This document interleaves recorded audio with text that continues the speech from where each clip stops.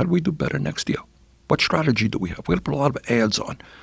We're going to work with during the CNN debate that I participated in recently, in the debate, right in the middle of the debate, the drug companies and the insurance companies had an ad telling how bad Medicare for all would be. So they're smart guys, and they use their power over politicians. They use their power over the media. They spend billions of dollars on advertising on media to make sure that they make as much as they can in profit. But it's not any different with Wall Street. It's not any different with the fossil fuel industry or the prison industrial complex. These guys have wealth, they have power, and they could care less about the needs of working people in this country. And that's the dynamic of American politics right now. And in our campaign, look, we're taking them all on. And I know it makes a lot of people uncomfortable.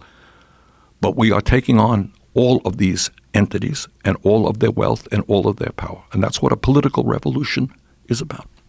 So the real problem seems to be that they have this strategy of unlimited growth, not that they're not providing medication that people need to save their lives. I mean, it's obviously important to have pharmaceutical companies. Of course. Right. So there's good that they provide, but the business aspect of it is where the problem lies, right? Right. Look, they have great researchers, but if you check how they even spend their money, they will tell you this, all of their money on research and development. We're tackling cancer. We're tackling diabetes, Alzheimer's.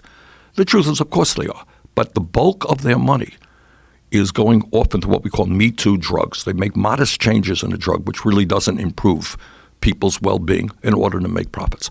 So the answer is yes. We need, obviously, vigorous research and development. And by the way, your tax dollars, all of our tax dollars often goes to that research, and we don't get the benefit of it in terms of lower prices. So it's a business model issue. Exactly. It's a greed issue. You've got it. And how would one stop that? When you're dealing with the kind of influence that you're talking about with $69 billion in a year, I mean, the resources they have, how would you stop that?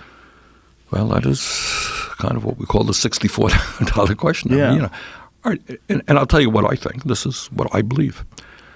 If you think back on American history and you think about the real changes that have taken place in society, you think about the labor movement and working class people standing up and saying to their employers, we're not going to be treated like animals anymore.